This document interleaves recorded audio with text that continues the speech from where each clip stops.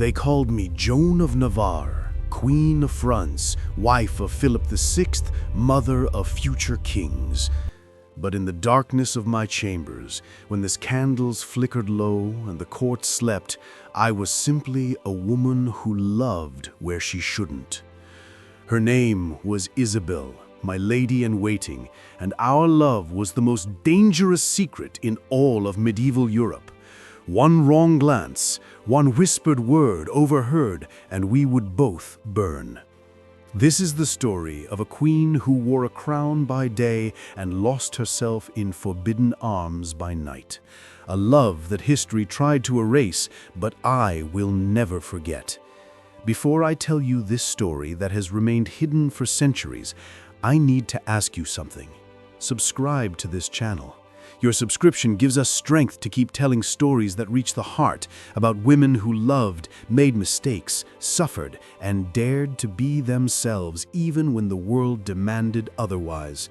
Subscribe and help keep alive this voice that speaks of love with truth and soul. And leave me in the comments how you ever loved someone you weren't supposed to love. Now, let me take you back to 1328. To a world where crowns were heavy and hearts even heavier. My name is Joan of Navarre, though that title feels like a costume I've worn so long I've forgotten what lies beneath. I became Queen of France at 17, married to Philip VI in a ceremony so grand that half of Europe attended. They said I was blessed. They said I was chosen by God. They had no idea I was dying inside. Let me tell you what they don't write in the history books. Being queen is the loneliest prison ever built. You sit on a throne of gold, surrounded by hundreds of courtiers, and you are completely, devastatingly alone. Every smile is calculated, every word is measured, every gesture is a performance for an audience that would devour you at the first sign of weakness. And Philip, my husband, the king, he was not cruel, not in the way you might imagine. He was simply indifferent.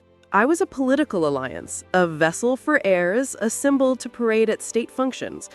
He had his mistresses. Everyone knew. Everyone pretended not to know. And I had my duty. I performed it flawlessly. For 11 years, I played the role of perfect queen. I bore him children. I smiled at ceremonies. I managed the royal household with grace. And every night, I lay in my enormous bed in my enormous chamber, staring at the canopy above me, wondering if this hollow existence was all life had to offer. Then, in the spring of 1339, everything changed. The court had gathered for Easter celebrations, and with them came new faces from across the realm. It was tradition for noble families to send their daughters to serve in the queen's household, an honor that could secure powerful alliances. That year, among the eager young ladies who arrived, there was one who made my breath catch in my throat. Lady Marguerite de Valois. She was 23, 6 years younger than me, with dark hair that caught the light like raven's wings and eyes the color of summer storms. But it wasn't her beauty that stopped me. The court was full of beautiful women. It was something else. The way she moved with quiet confidence, not the simpering performance of other ladies. The way she met my gaze directly, without the usual fear or calculation I saw in everyone else's eyes. When she knelt before me for the formal presentation, her voice was steady and warm. "Your Majesty, I am honored to serve you." My hand trembled slightly as I bid her rise. I told myself it was nothing. A momentary reaction to a striking woman. It meant nothing. I was wrong. Marguerite became part of my household, one of 12 ladies who attended me daily. At first, I barely spoke to her beyond necessary instructions, but I found myself noticing things. The way she laughed, genuine and unguarded, at something one of the other ladies said. The way she read in the garden during her free hours, completely absorbed in whatever book she held. The way she sang softly while she helped me dress, her voice like honey. One evening, about a month after her arrival, I found myself alone with her in my private chamber. The other ladies had been dismissed, but Marguerite had stayed to help me remove the heavy ceremonial robes I'd worn for a state dinner. "You must be exhausted, Your Majesty," she said gently, unlacing the stiff bodice. "I don't know how you bear the weight of all this." Something in her tone, the genuine concern, the seeing of me as a person rather than an icon, broke something inside me. To my horror, tears began streaming down my face. "Your Majesty," Marguerite gasped, immediately moving to face me. "What's wrong? Are you unwell?" I couldn't speak. I couldn't explain that I was crying because someone had finally asked how I felt. Because for the first time in 11 years, someone saw past the crown. Without hesitation, Marguerite pulled me into an embrace. It was forbidden, of course. One doesn't touch the Queen of France without permission, but in that moment, I didn't care. I collapsed against her, sobbing into her shoulder while she held me and stroked my hair and murmured soothing words. "It's all right," she whispered. "You're safe. I'm here." When I finally pulled back, embarrassed and trying to compose myself, I saw tears in her eyes too. "Forgive me," I said, my voice hoarse. "That was inappropriate." "No," Marguerite said firmly, still holding my hands. "It was human. You're allowed to be human, Joan."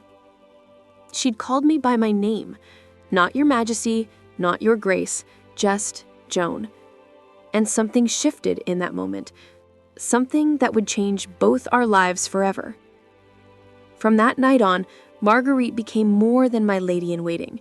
She became my confidant, my companion, the one person in the entire kingdom I could speak to without pretense. We would sit together in my private garden, talking for hours about everything and nothing. She told me about growing up in the countryside, about the books she loved, about her dreams of traveling beyond France's borders. And I told her the truth, that I felt like a ghost in my own life, that I'd forgotten who I was beneath the crown, that sometimes I woke up and couldn't remember why I was supposed to care about any of it. "Because you're human," she said simply, "and humans need connection, need love, need to be seen." Our eyes met, and the air between us changed, charged, dangerous. I looked away first, my heart pounding so hard I was sure she could hear it. But it was too late. The seed had been planted. Over the following weeks, I began to understand what was happening to me, the way my breath quickened when Marguerite entered a room, the way I invented reasons for her to stay late, to accompany me on walks, to sit beside me during meals, the way I treasured every smile, every laugh, every moment of her attention. I was falling in love with her, and it terrified me. I was the Queen of France, a married woman, a mother, and the object of my affection was another woman, a sin so grave the church would condemn us both to hell without hesitation. In 1339, such love didn't even have a name in polite society. It was simply unspeakable. But the heart doesn't care about propriety or politics or sin. One night in June, unable to sleep, I walked through the palace gardens. The moon was full, casting silver light over the roses. And there, sitting on a stone bench, was Marguerite. She looked up as I approached, surprise and something else flickering across her face. "Your Majesty, I didn't expect—" "Please," I interrupted softly. "When we're alone, call me Joan." She smiled. "Joan." I sat beside her, closer than was proper, our shoulders almost touching.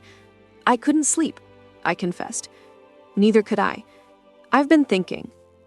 "About what?" She turned to face me fully, and in the moonlight, her eyes were luminous. "About you. About how you make me feel.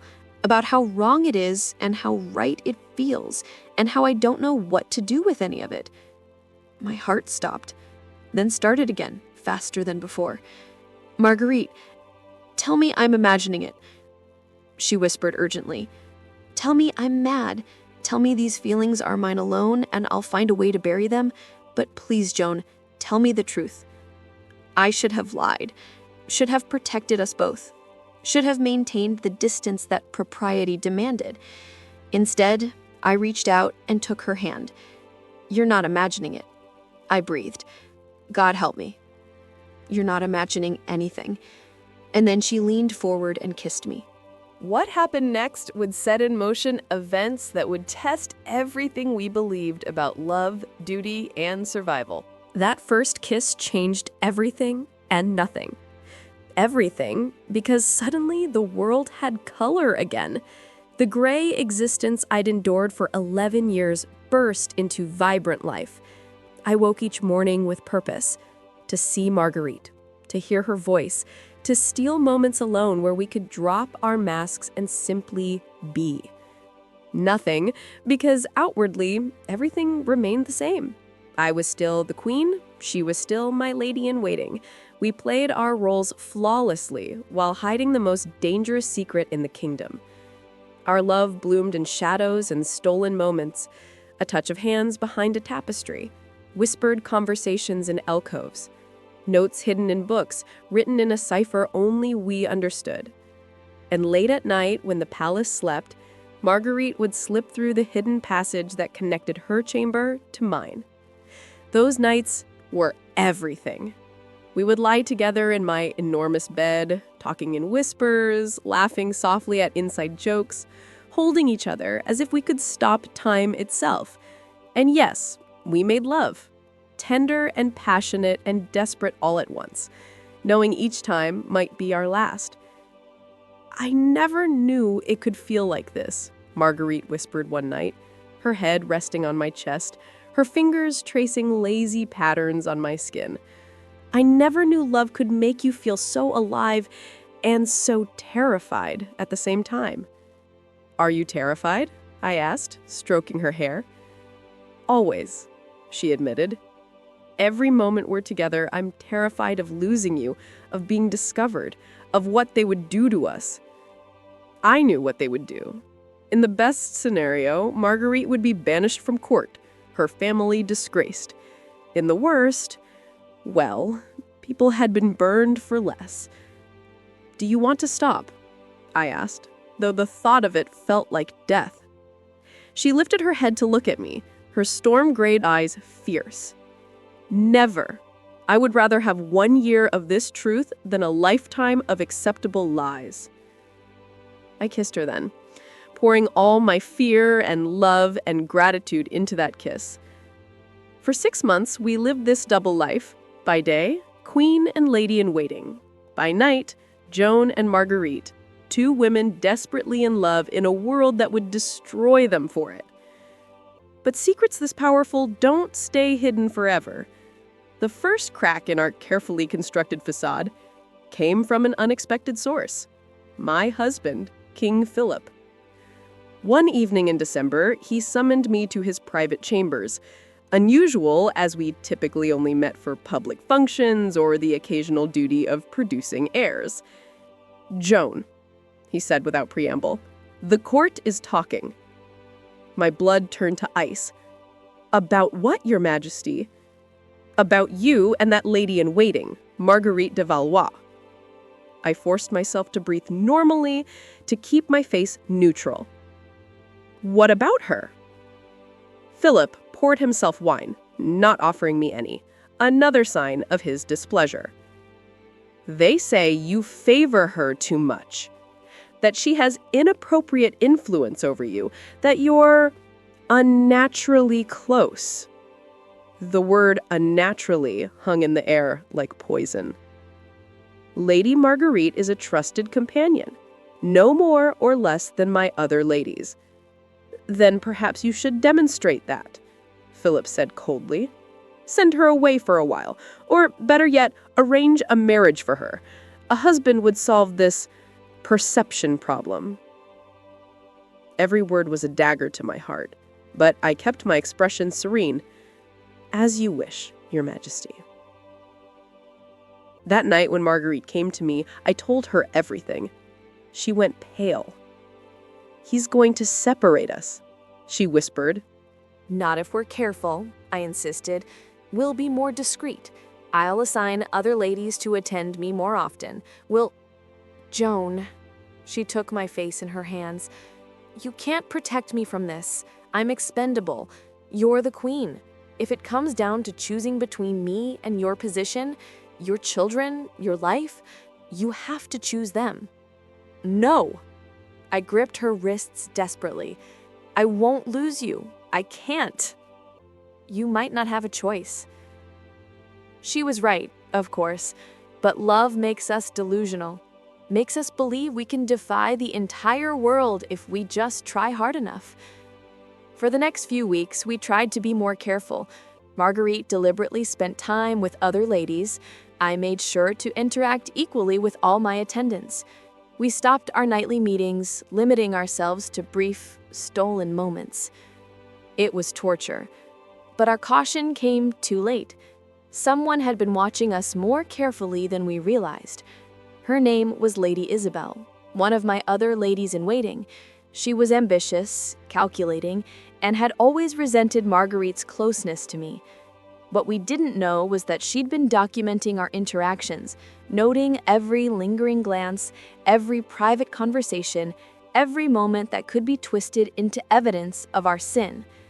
The trap was sprung on a cold January night. I had asked Marguerite to bring me a book from the library, an innocent request, or so I thought. But when she arrived at my chamber, 3 other ladies, including Isabel, followed behind her. "Your Majesty," Isabel said with false sweetness, "we were concerned that Lady Marguerite was visiting you so late and alone. It's not proper, so we thought to accompany her." I felt my heart sink. This was a challenge, a test. If I dismissed them, it would seem suspicious. If I allowed them to stay, Marguerite and I couldn't speak freely. "How thoughtful," I said coolly, though unnecessary. Lady Marguerite was simply delivering a book I requested. "At midnight?" Isabel's eyebrow arched. "What book could be so urgent, Your Majesty?" The air in the room crackled with tension. Marguerite stood frozen, the book in her hands. Before I could respond, Isabel continued, her voice dripping with false concern. "Your Majesty, there are rumors, terrible, sinful rumors, about you and Lady Marguerite. As your loyal servant, I feel obligated to warn you that people are beginning to question the nature of your relationship." "What nature would that be?" I asked, my voice dangerously quiet. "The kind that the Church condemns, the kind that could see you both accused of sodomy and unnatural acts."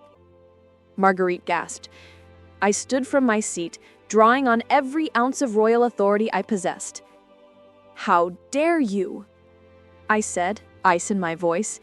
"You dare stand in my presence and accuse your queen of such depravity?" Isabel had the decency to look slightly nervous, but she pressed on.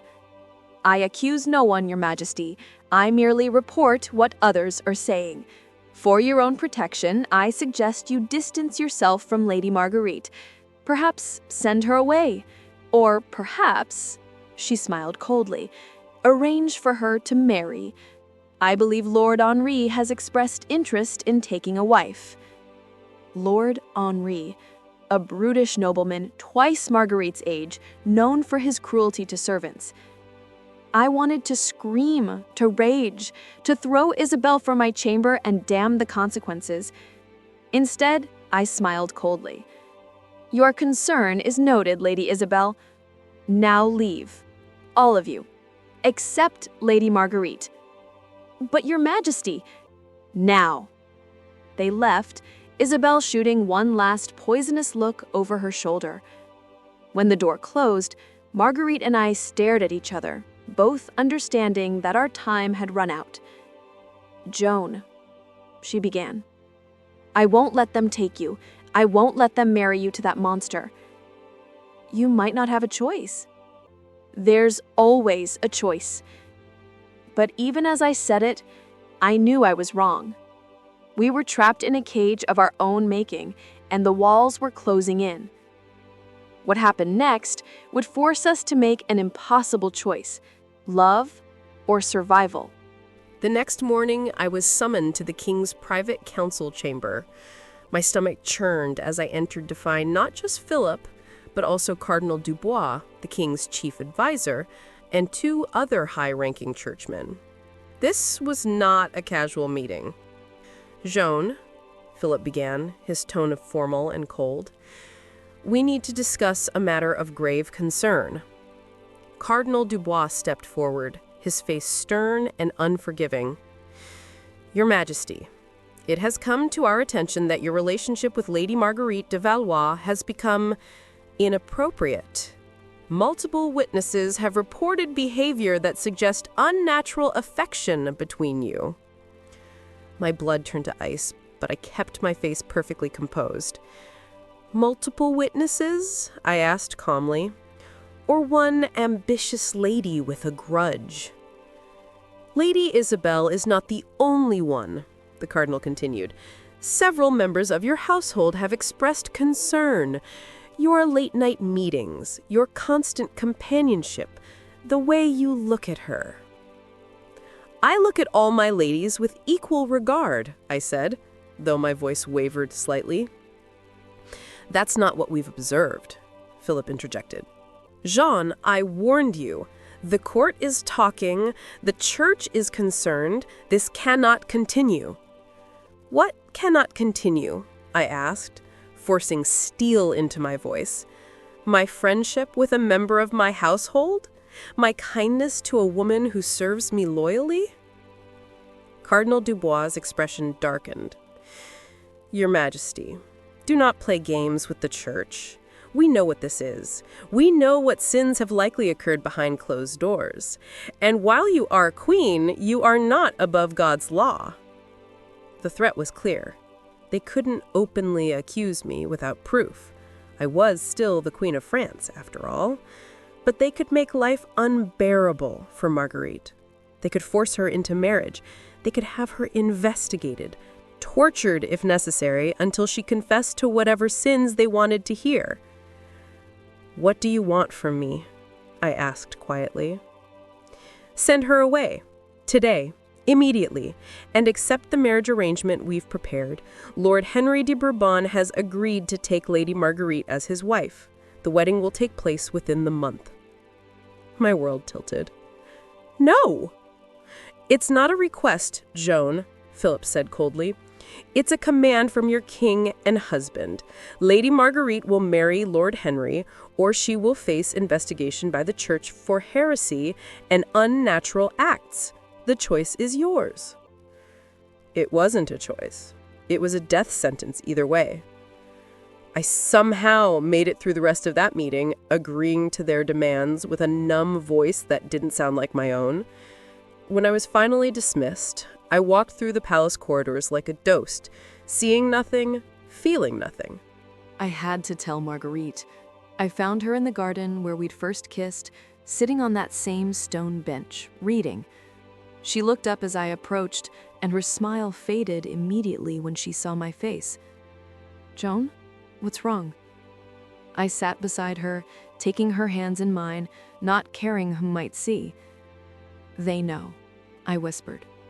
"Or at least, they suspect enough, and they're forcing you to marry Lord Henri." The book fell from her lap. "No, no, Joan, please." "I tried," I said desperately, tears streaming down my face now. "I tried to fight them, but they threatened to investigate you, to have you tortured until you confessed. I can't let that happen to you. I can't." Marguerite was crying too, clutching my hands so tightly it hurt. "I won't marry him," she said fiercely. "I won't. I'd rather die." "Don't say that," I begged. "Please, don't say that." "What's the alternative? Marry a man who will treat me like property? Live a lie for the rest of my life, knowing you're here, so close but untouchable? That's not living, Joan. That's dying slowly." We held each other in that garden, both of us sobbing, knowing this might be the last time we could touch freely. "Run away with me," Marguerite whispered suddenly. "Leave all this behind. We'll go somewhere far away where no one knows us. We'll start over." For one beautiful, insane moment, I considered it. Imagined abandoning my crown, my children, my duty, and fleeing with her to some distant land where we could be together. But it was fantasy. I was the Queen of France. My face was known throughout Christendom. There was nowhere we could go where we wouldn't be found and dragged back to face execution. I can't, I said brokenly. I have children, responsibilities. If I run, they'll hunt us down and kill us both, and my children will bear the shame forever. Then what do we do? Marguerite asked desperately. I don't know, I admitted. I don't know. We stayed in that garden until sunset, holding each other, crying, trying to memorize every detail.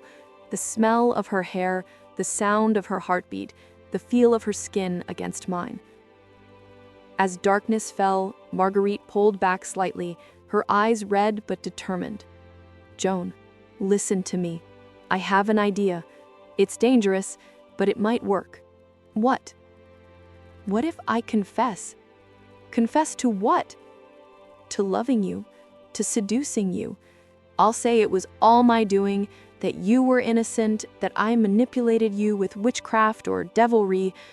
They'll condemn me, but they'll have to believe you were the victim, not the perpetrator. No, I grabbed her arms. Absolutely not. They'll burn you alive. Better that than watching you destroyed, she said simply. Better that than knowing I condemned you to a life of guilt and shame. I won't let you sacrifice yourself for me. It's not for you, Marguerite said gently. It's for us.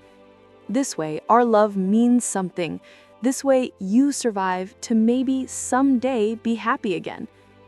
I'll never be happy without you. She smiled sadly. Then remember me. Remember this. Remember that once a queen and a commoner loved each other so much they were willing to risk everything. That's enough. That has to be enough. That night was our last together.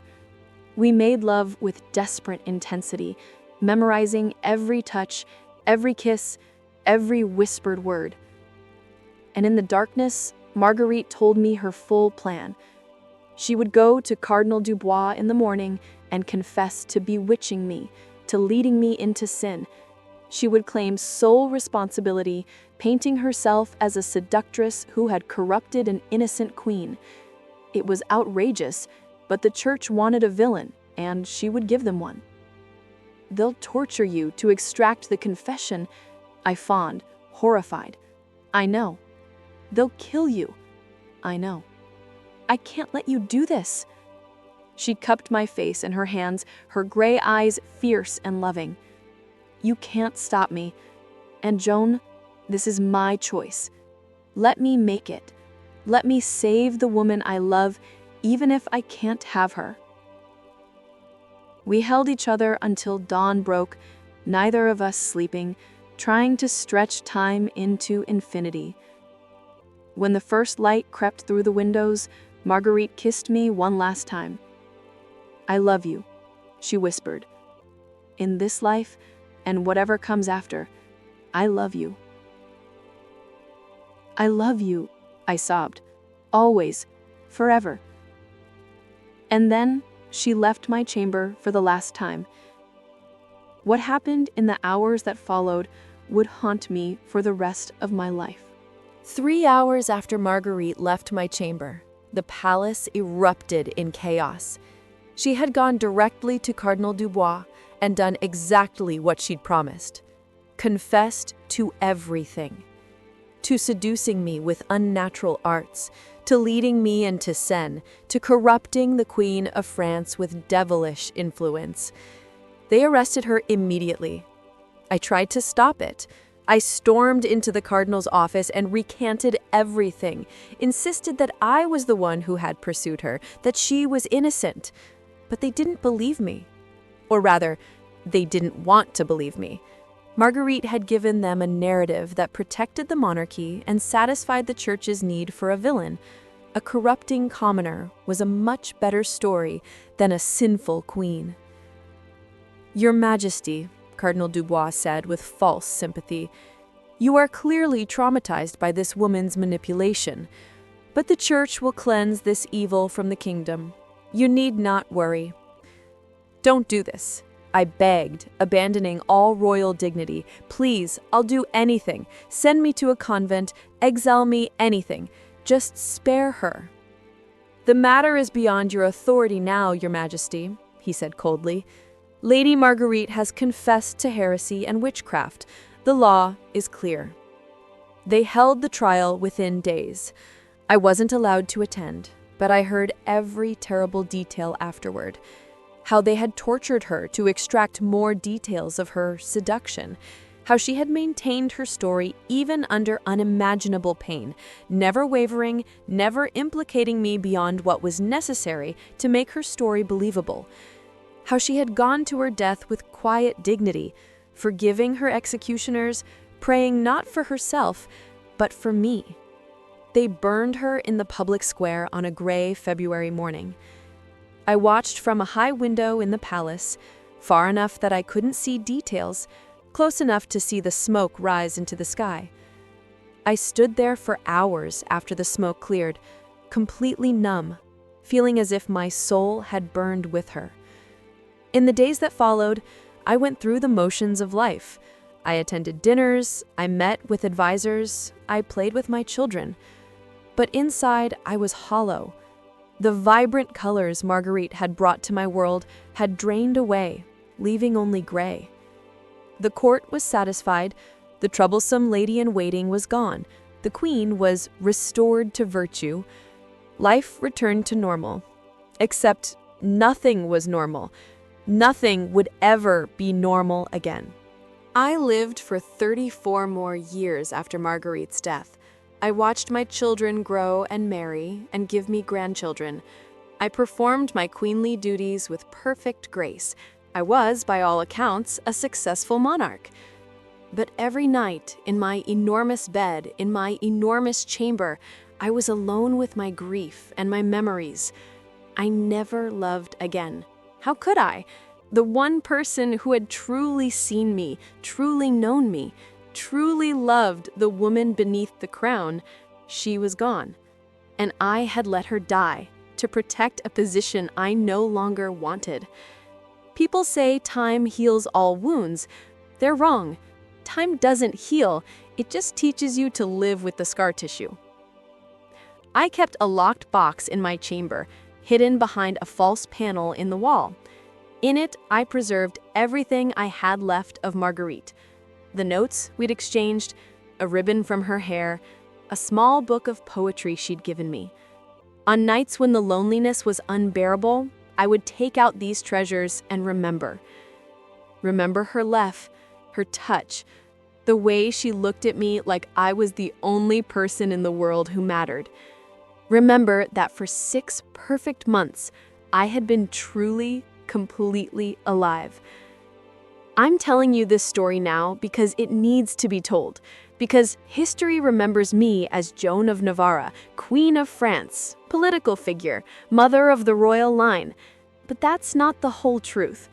The whole truth is that I was a woman who loved and was loved in return, who experienced the kind of connection that most people never find, even in a lifetime, who sacrificed that love to protect it, to keep it safe from a world that would have destroyed it even more completely. Was it worth it? That's the question that haunted me for 34 years. Some days I thought yes. Marguerite died with dignity, maintaining control of her own narrative to the end. She saved me from investigation, torture, possible execution. She ensured my children wouldn't grow up with a mother branded as a heretic.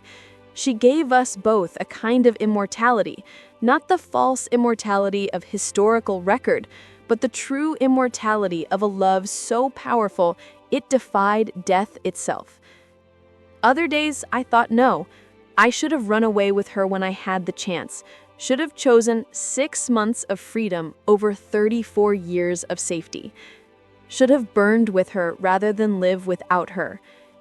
But here's what I learned in those long decades of grief and remembrance. Love like ours doesn't fit into the categories the world wants to impose.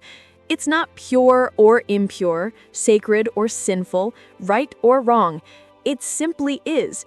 And the fact that it existed at all, that two women in 1339 found each other in a world designed to keep them apart, that's the miracle. Marguerite taught me that being truly seen is worth any price, that 6 months of authentic living is worth more than a lifetime of comfortable lies, that love, real love, transforms you even if it destroys you. I never got our happy ending. We never got to grow old together, to build a life in some distant land where we could be free. But we had something else. We had truth.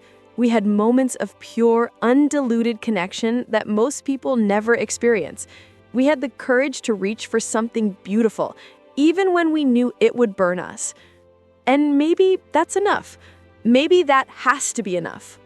If you're listening to this story and feeling the ache of it in your chest, if you're thinking about someone you loved in the shadows, someone you had to hide or let go or pretend didn't matter, I see you. Across centuries, across the chasm of death, I see you. Your love was real, is real. Doesn't matter what society said or says about it. Doesn't matter if you got your happy ending or if it ended in loss. The love itself is the point. I spent 34 years wondering if I made the right choices. Here's what I finally understood near the end of my life. There are no right choices when the world is rigged against you. There's only surviving as best you can, loving as deeply as you dare, and hoping that somewhere, somehow, your story matters to someone. This is my story. Joan of Navarre and Marguerite de Valois, a queen and her lady-in-waiting. Two women who loved each other in a time when such love had no name, no place, no future. But it had us, and for 6 months we were everything. If I could speak to Marguerite now, I would tell her, thank you. Thank you for seeing me. Thank you for loving me. Thank you for the sacrifice that still breaks my heart centuries later. You gave me the only real moments of my life, and I have carried them with me through every day since. And if you're out there, whoever you are, loving someone you shouldn't or can't or aren't allowed to, love them anyway. Love them fiercely. Love them while you can. Because the world will try to take that away from you. But it can't take the fact that it happened. It can't erase the truth of what you felt. We are the love we gave and received. Everything else is just noise.